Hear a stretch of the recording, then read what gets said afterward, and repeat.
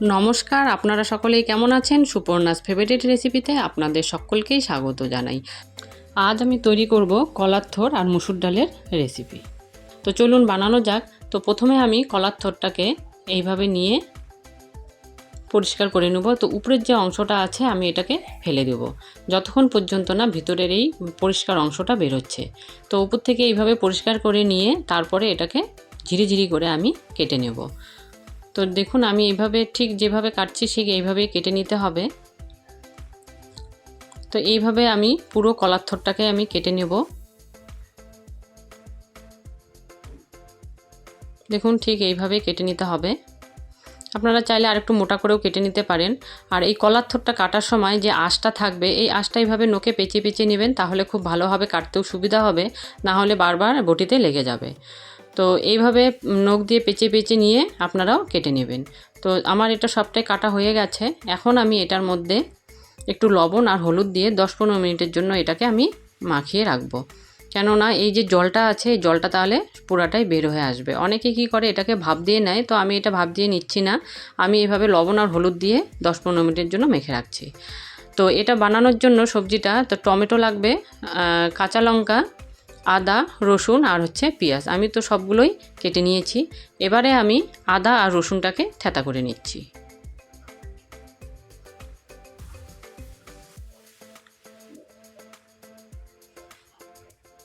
দেখুন আমার এটাকেও থেতো করা হয়ে গেছে। আর এইদিকে আমার এটাও 10-15 মিনিট হয়ে গেছে। আমি এবার সবগুলোকে হাত দিয়ে চেপে চেপে এভাবে জলটাকে একদম বের করে নিচ্ছি। দেখুন পুরোটাই আমি নিলাম। এখন আমি মুসুর ডাল নিয়ে নিচ্ছি 1 কাপের মতো। এটাকে আমি এখন ভালোভাবে 2-3 বার ধুয়ে নিচ্ছি।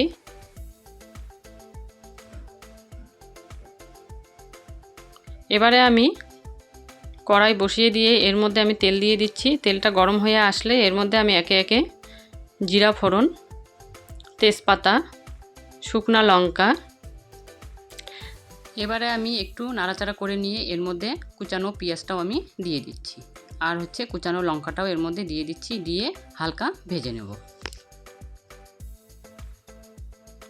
তো এটাকেও আমি হালকা ভেজে নিচ্ছি দেখুন।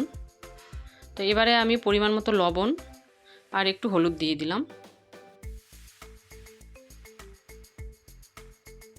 দিয়ে একটু নাড়াচাড়া করে নিয়ে এর মধ্যে আমি থেতো করে রাখা আদা ও রসুনের পেস্টটা দিয়ে দিলাম। এবারে এটাকেও আমি হালকা একটু নাড়াচাড়া করে ভেজে নেব।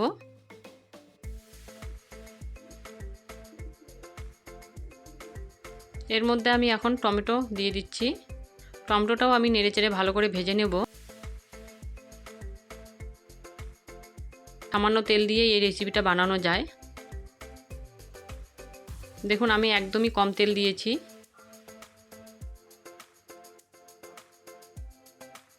তো এবারে আমি কলার থোরটা এর মধ্যে দিয়ে দিচ্ছি। এটাকেও আমি নাড়াচাড়া করে একটু হালকা করে ভেজে নেব 2-1 মিনিটের জন্য।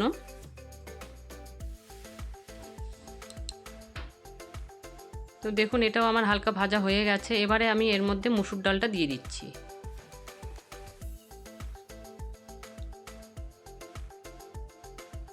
তো মুসুর ডালটা দিয়েও এটাকে নাড়াচাড়া করে নেব এইভাবে। আপনারাও এইভাবে একবার বাড়িতে বানিয়ে দেখবেন, খুব ভালো লাগে খেতে। সবসময় তো একঘেয়েমি মুসুর ডাল খেতে ভালো লাগে না, তো একটু অন্যরকম করে এইভাবে বানিয়ে দেখবেন, খুব ভালো লাগবে। তো এবারে আমি এর মধ্যে ফোটানো জল দিয়ে দিচ্ছি।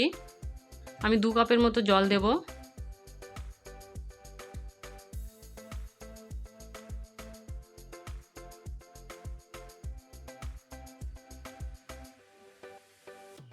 এবারে আমি এটাকে কিছু টাইমের জন্য ঢাকা দিয়ে রাখবো। কিছু টাইম বলতে যতক্ষণ আমার ডালটা সেদ্ধ হবে না অতক্ষণ আমি ঢাকা দিয়ে রাখছি। তো দেখুন আমার ঢাকা সরিয়ে নিয়েছি, ডালটা আমার মোটামুটি সেদ্ধ হয়ে এসেছে। আর আমার এই রেসিপিটি যদি একটু ভালো লেগে থাকে তাহলে প্লিজ শেয়ার করে অন্যদেরকেও দেখার সুযোগ করে দিন। আর এরকম নতুন নতুন রেসিপি পেতে আমার পেজটিকে ফলো করে দিন। দেখুন আমার এটা একদম হয়ে গেছে। এবারে নামানোর আগে আমি সামান্য চিনি দিয়ে দিচ্ছি। চিনি দিলে হয় কি স্বাদটা একটু বেড়ে যায়।